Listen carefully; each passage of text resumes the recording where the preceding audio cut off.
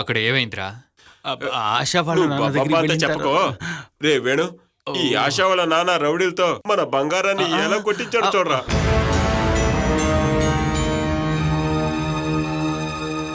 అది నిజమేనా?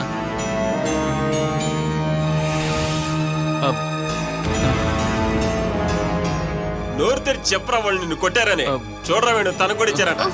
నా చేతిని మెలి తిప్పేశారు. అయ్యో, షోల్డర్ డిస్క్ జారిందని డాక్టర్ చెప్పారు. ఆశా చెంప మీద కూడా కొట్టారు. నువ్వు అసలు మొగోడువేనారా కుక్క? కొట్టడానికి వచ్చిన తన తండ్రిని పొడిచి పారేసి నువ్వు అక్కడి నుంచి వచ్చేసి కదరా. ఏది ఏమైనా తను ఆశా వాళ్ళ నాన్న కదా, నేను తిరిగి ఎలా కొట్టడం? అదే కరెక్టే. తిరిగి కొడితే ప్రోటోకాల్ సమస్య వస్తుందిగా. ఒరే వేణు, దీన్ని అలాగే వదలకూడదు. ఆశాన్ని తీసుకెళ్లి దాని పుట్టింట్లో వదిలేసిరా. చేయగలవా నువ్వు?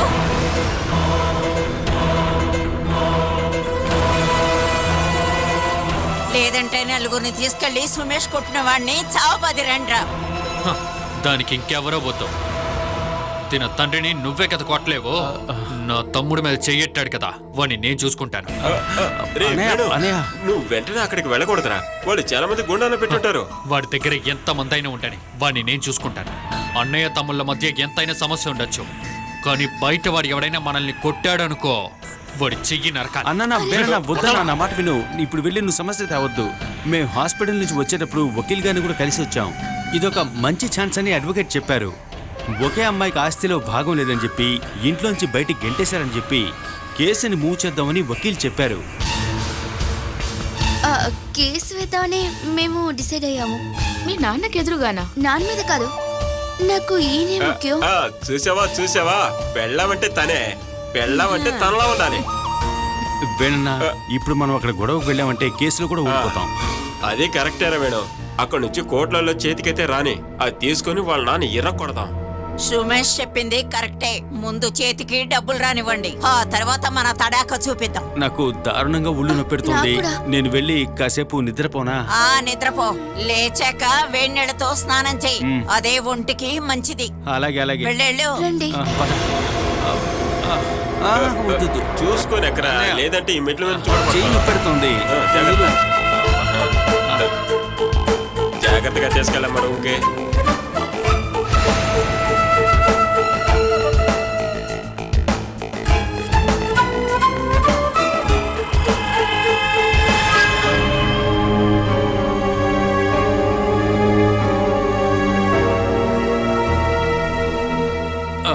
తలుపు బాగా క్లోజ్ చేయి.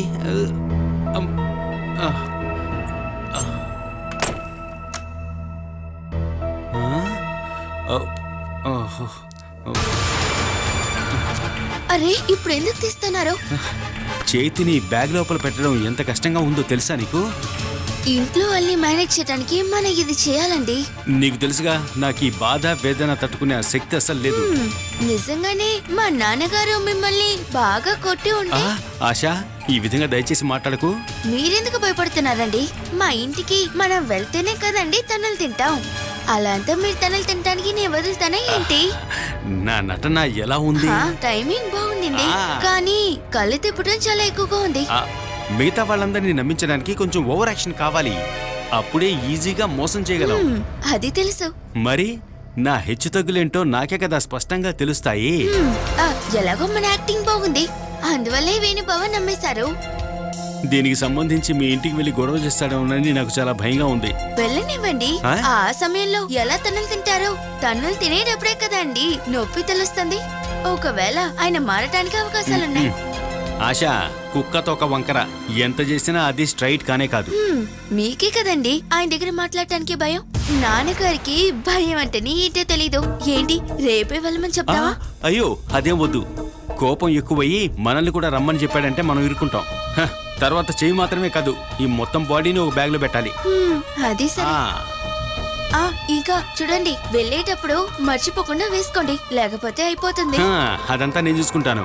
1.5 నెల ఈ ఇంటి ఖర్చులు చూసుకుంది నేనే. ఇక నేను కొన్ని రోజులు రెస్ట్ తీసుకుంటాను. వేణన్న మన ఖర్చులు చూసుకుంటాడు.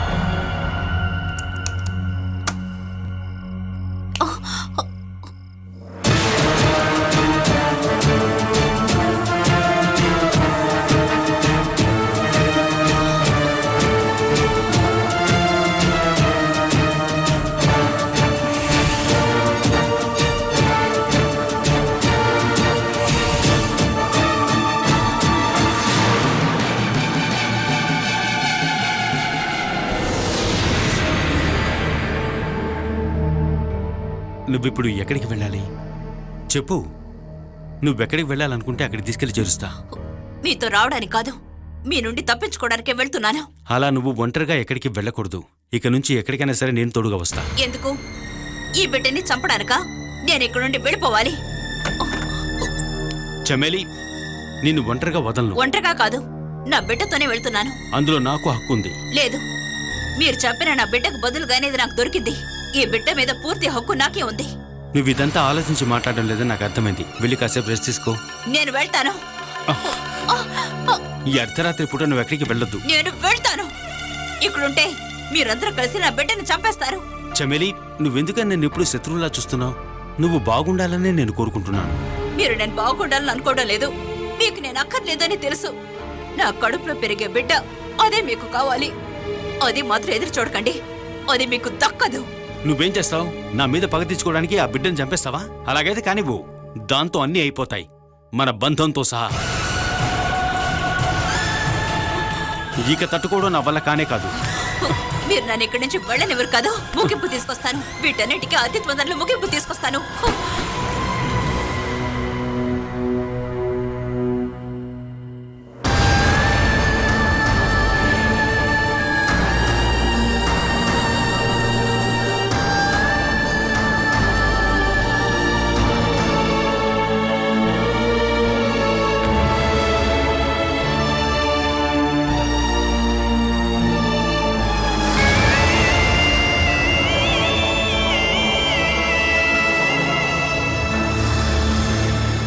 సారు,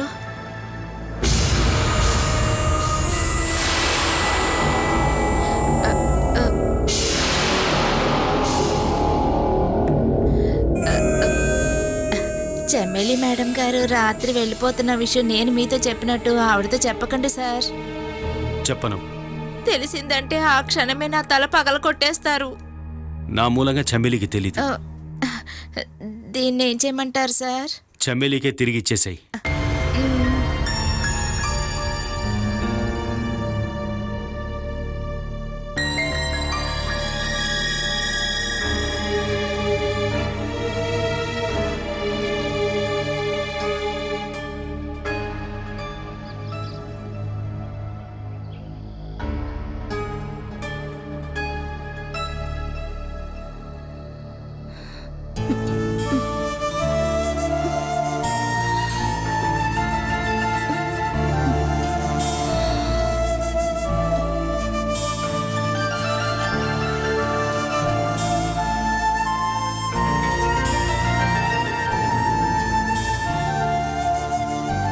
ఏంటే అదోలా ఉన్నావు?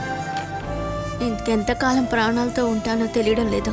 నువ్వు నా ముందే బొంట్లో బాలైనట్టు యాక్ట్ చేయక. నువ్వు ఎంత యాక్ట్ చేసినా నా మనసు కరగదే. కరగడానికి మనసు ఉండాలి కదండి. మనసుని రాయి చేసుకునే మనిషి దగ్గర నుంచి నేనేమీ ఆశించడం లేదు. ఆ, నేను ఈరోజు లెక్క ఇవ్వడానికి ఆఫీస్కి వెళ్ళాలి. వెళ్ళి త్వరగా వచ్చేస్తాను. నొప్పి నీరసం తగ్గలేదంటే అప్పుడు హాస్పిటల్కి వెళ్దాం. ఏంటి, మనసు కరిగిందా? హ, కరగలేదు. నువ్వు ఇక్కడే పడి చచ్చావంటే నేనే కదా సమాధానం చెప్పాలి.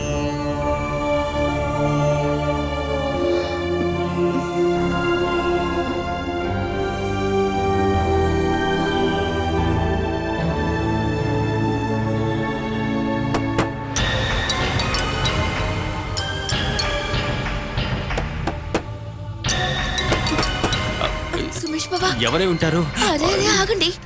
ఇదిగో ఇది వేసుకోండి. ఉండు. త్వరగా. పడుకో. అరే, ఈ చెయ్యి కదా ఆ చెయ్యి. ఓ, ఎడం చెయ్యా? సరే, కొంచెం త్వరగా వేవే. వేయండి. ఇక్కడ కూడా బిగించాలి. ఆశా, ఒరేయ్ సుమేష్, ఉండు. తలుపు తీయరా. వెళ్ళి తెరుగు పో. వెళ్ళు.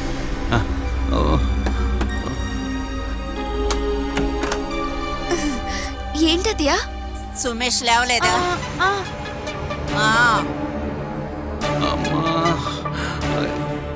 నొప్పి తగ్గిందా? ఒళ్ళంతా నలిగిపోయినట్టుగా నొప్పెడుతోందమ్మా. నా వల్ల కూడా కావట్లేదు. మాకు కావలసిన భోజనాలు అవి నువ్వే రెడీ చేయమ్మా. నేను వంట చేసి తెస్తాను.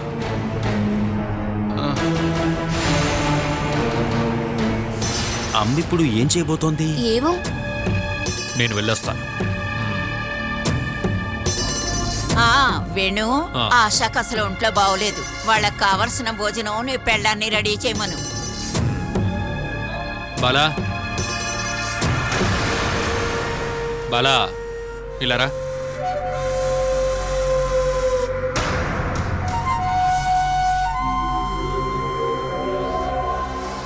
కొయ్య బొమ్మలా అలా నిలబడ్డమే. త్వరగా వంటగదికెళ్ళు. రూములో పడుకొని పడుకొని అలసిపోతున్నావు. వాడిని అలా చూడకు. వాళ్ళిద్దరికి అసలు ఒంట్లో బాగోలేదు. నువ్వే వాళ్ళకి వాళ్ళ భోజనం రెడీ చేయాలి. నటన కావాలంటే పట్టించుకోకుండా ఉంటాను, కానీ అందుకని నేను వాళ్ళకి పని చేయలేను. చెంప చెళ్ళు మనిపించి వంటగదిలోకి వెళ్ళమను. మమ్మల్ని కొరతను చూసుకుంటామా? ఆ, ఈ పనంతా నా బార్గే చేయాలని మీకేంటి అంత ఖచ్చితం? ఆ? ఆ, మీరు చెప్పేటట్టు కిచెన్కి వెళ్ళి ఉండడానికి బాలా ఏంటి పని మనిషా? ఆ, హే, మీరు ఈ ఇంట్లో తను పని చేయించుకోరు నాకు తెలిసిందో. జింకెళ్ళ చూడు, మీరు ఎవ్వరు లేచి నడవరు. ముందే చెప్పేశాం, తనకి కుదరలేదంటే ఆకలితో చావని. అబ్బా. అది కాదు, బాలాతో వండించుకుని మీరు ఇద్దరు కడుపు నింపేసుకుందాం అనుకోవద్దు. ఏయ్, ఈ ఇంట్లో నేను చెప్పేది మాత్రం నువ్వు వింటే చాలు, అర్థమైందా? లోపలికెళ్ళు.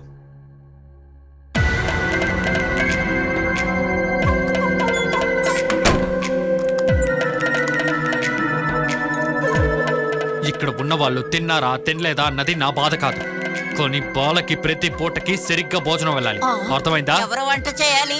మీరు వండండి. ఆ, ఏంటి మర్చిపోయారా? చేస్తాను. వండితే మాత్రం సరిపోదు. ఆ, ప్రతి పూటకి లోపలికెళ్ళి తనతో తినిపించాలి. ప్రతి గంటకి లోపలికెళ్ళి మీరు తన దగ్గర ఏం కావాలని కనుక్కోవాలి. ఊరికే తల ఊపితే సరిపోదు, చెయ్యాలి. చేస్తాను. ఇది పట్టుకోండి. ముందు బాగా కావాల్సింది చేసి మిగతా వాళ్ళకి ఏం కావాలో తర్వాత చేయొచ్చు. లేదంటే నేను ఏం చేస్తానో తెలుసు కదా. ఇక్కడ ప్రశాంతంగా ఎవ్వడు పడుకోలేడు, ముందే చెప్పేశా. ఆ.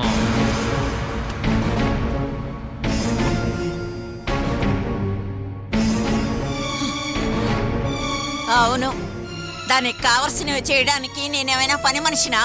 దాన్ని అక్కడే చావని ఆకలేసి కేకలేస్తే అప్పుడు చూద్దాం. హ, దిక్కుమాల సంత న్యాయాదన పడ్డారేంటి?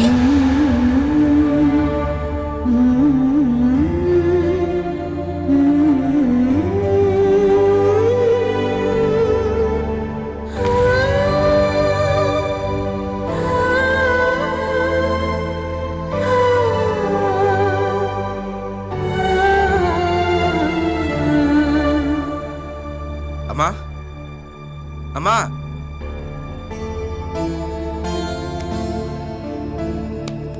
ఏంటి మనో? నేను కొంచెం బయటికి వెళ్ళొస్తానమ్మా. నువ్వెక్కడికి వెళ్తున్నావు? ఆదివారం కదా, పొద్దున్నే ఎక్కడికి బయలుదేరావు? జయ వాళ్ళ ఇంటికే. చాలా మంచి విషయం మనోజ్. జయికి చటుక్కున కోపం వచ్చేస్తుంది, ఆ తర్వాత కోపం పోతుంది. ఇప్పుడు ఎవరైనా పిలుస్తారా అని ఎదురు చూస్తూ ఉండుంటుంది. నువ్వు వెళ్ళి పిలిస్తేనే చాలు, నీతో వచ్చేస్తుంది. హ, జయని పిలవడానికి వెళ్ళట్లా, మరి నా కూతుర్ని తీసుకురావడానికి. వచ్చేటప్పుడు జయ రెడీగా ఉంటే తన్ని తీసుకొస్తా. అది వదిలేసి తన కాలుపైన పడి బతులాడి తీసుకొచ్చే ఒక మనస్తత్వం నాకు లేదు. రే, నువ్వెవరి కాళ్ళ మీద పడాల్సిన అవసరం లేదు. నువ్వు అక్కడికి వెళ్ళాక నిన్ను నా కూతుర్ని తీసుకెళ్ళడానికి వచ్చానని, త్వరగా రెడీ అయితే చాలు అని నువ్వు చెప్తే చాలు. అప్పుడు కూడా జయ నాతో వస్తుందని మీరు మాత్రమే నమ్ముతున్నారు. పాప ఇప్పుడు జయతో ఉంది కదా, తనకి అదే ఒక పెద్ద బలం. నేను వెళ్ళి శ్రీ పాపని ఇంటికి తీసుకొచ్చిన తర్వాత తన అహంకారం అంతా పోతుంది. ఒరే మనోజ్, ఆగరా మనోజ్, ఆగు. నువ్వు అక్కడికి వెళ్ళి అడగగానే పాపని నీతో పంపిస్తుంది అనుకున్నావా? తనలాగానే కూతురు విషయంలో నాకు కూడా హక్కు ఉంది కదా. హక్కుల గురించి తర్వాత మాట్లాడుకుందాం గానీ, పాపని తీసుకురావడానికి మాత్రం నువ్వు అక్కడికి వెళ్ళక్కర్లేదు. నా కూతురు నాకు కావాలి. రే జయ్య పాపను పంపించదు. నాతో పాప వస్తుందంతే. తను పంపకపోతే బలవంతంగా తీసుకొస్తాను. బావుందిరా. తల్లి తండ్రి గొడవ పెట్టుకుని పాపను మాత్రం లాక్కుని వస్తే ఆ భయం పాప మనసులో ఉండిపోవాలా? పాప ఎక్కడికి వస్తే జయ ఆటోమేటిక్ ఇక్కడికి వస్తుంది. పాప మీద ఉన్న ప్రేమ జయకి నీ మీద ఎందుకు లేదు? నీ మీద ఉన్న నమ్మకం తనకి పోయింది. నువ్వు ముందు చేయాల్సిన పని ఏమిటంటే నీ మీద ఉన్న అనుమానం పోగొట్టాలి. ఇక ఏం చెప్పితేనని నమ్మేయాలి? బాలా విషయంలో నేను తప్పు చేశాననే కదా అందరూ అనుకుంటున్నారు. అది అలాగే ఉండలేవు. ఇలా సడన్ గా ఒక నిర్ణయం తీసుకుని నువ్వు అక్కడికి వెళ్ళొద్దు. రే, ముందు ఈ కోపం తగ్గని. నాకు నా కూతుర్ని చూడొద్దా? రే ఆ దారి వైపుగా వెళ్ళి చూడు. అలా చూడటానికి మాత్రం నేను వెళ్ళట్లేదు. నేను వెళ్తే పాప నాతో తీసుకొస్తా. మనోజ్ నా మాట విను. రే పాప కోసం నువ్వు అక్కడికి వెళితే జై నీతో పంపించదు. నువ్వు అక్కడికి వెళ్ళి గొడవ పెడతావు. హరి పెళ్లి రోజున వేణుగోపాల్ అక్కడికి వచ్చి అవమానించిన విషయం ఇంకా పోయి ఉండదు. ఇంత జరిగినా నువ్వు అక్కడికి వెళ్ళి గొడవ పెట్టావంటే చూసేవాళ్ళు ఏమనుకుంటారా? ఇద్దరళ్ళు ఇలా ఇంటి మీదకి వచ్చి గొడవ పెడుతున్నారంటని అందరూ అనుకుంటారు. నువ్వు మన దివ్య గురించి ఒక్కసారి ఆలోచించరా. పెళ్ళయి ఇంట్లో అడుగు పెట్టగానే ఇలాంటి సమస్యలు వస్తున్నాయనుకుంటారు. ముందు వేణుగోపాల్, తర్వాత నువ్విప్పుడు అక్కడికి వెళ్ళావంటే తన ప్రశాంతత కూడా పోతుందిరా. కొద్ది రోజుల క్రితం బాల కనపడడం లేదని పోలీసులు వెతుక్కుంటూ ఇక్కడికి వచ్చినప్పుడు కోప్పడి వెళ్ళిన జయ 2-3 రోజుల తర్వాత వచ్చేసింది కదా. అప్పుడు కూతురు నాతోనే ఉండింది. రే ఇంట్లో నిర్బంధిస్తే ఎన్ని రోజులని అలా ఉంటుంది? హరి ఉన్నాడు కదా, తను వెళ్ళేటప్పుడు ఒక తీర్మానంతోనే వెళతాడు. లేదంటే మనిద్దరం అక్కడికి వెళ్ళి సమస్యని పరిష్కరించుకుందాం. నువ్వు ఇప్పుడు కాస్త ఓపిక పట్టు, అంతా మంచే జరుగుతుంది.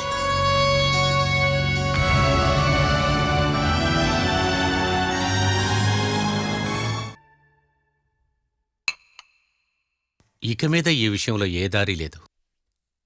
మేము ఎన్నో విధాలుగా ప్రయత్నిస్తున్నాం డాక్టర్. తనసలు మెడిసినే తీసుకోవడం లేదు. నిన్న రాత్రి తను ఒంటరిగా పారిపోవాలని చూసింది. ఎవరు హెల్ప్ లేకుండా చమేలి ఒంటరిగా ఇంత పెద్ద రిస్క్ చేయదు. ఆ ఇంట్లో తనకి సహాయం చేయటానికి, తన మనసులో మళ్ళీ సందేహాన్ని పెంచటానికి ఆ ఇంట్లో ఎవరో ఉన్నారు. అలా ఎవరూ లేరు. తను ఇదంతా ఓన్గానే చేస్తోంది. ఇన్ని సంవత్సరాల్లో ఎంతో మంది పేషెంట్లు నాకు తెలిసి వెళ్ళిపోయారు. ఆ ఎక్స్పీరియన్స్ మీదే నేను నీకు చెప్తున్నాను.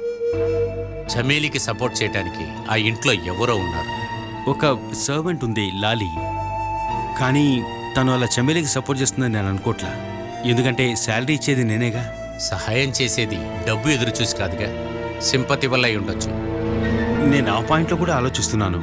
కానీ నాకిప్పుడు కావాల్సింది డెలివరీ పూర్తయ్యేంత వరకు చమేలిని చూసుకోవడమే. ఈ విషయంలో నేనేం అడ్వైస్ చేయగలను? తన మానసిక బాధని బాగు చేసే మెడిసిన్ని ఆ చమేలితో వాడించడం అనేది మీ వల్ల కాలేదు. ఫోర్స్ చేసి తనకివ్వడం కూడా వీలు కాదుగా. సూరజ్, మీరే చేయలేకపోతే నేనెలా చేస్తాను?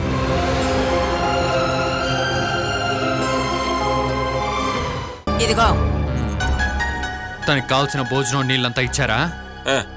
అన్నం పెట్టే విషయంలో అమ్మను కొట్టేవాళ్ళే లేరని నీకు తెలియదా వేణు? లేదా నేను వెళ్ళిన తర్వాత నా భార్యని అసలు పట్టించుకోలేదా? నువ్వు రావడానికి 2 నిమిషాల ముందే దానికి భోజనం పెట్టి నిద్రపోయాకే బయటకొచ్చాను.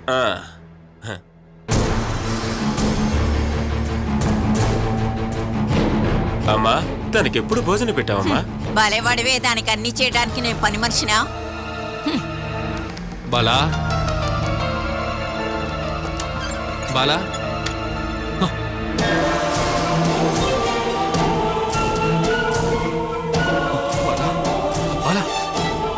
బాలా బాలా బాలా బాలా బాలా బాలా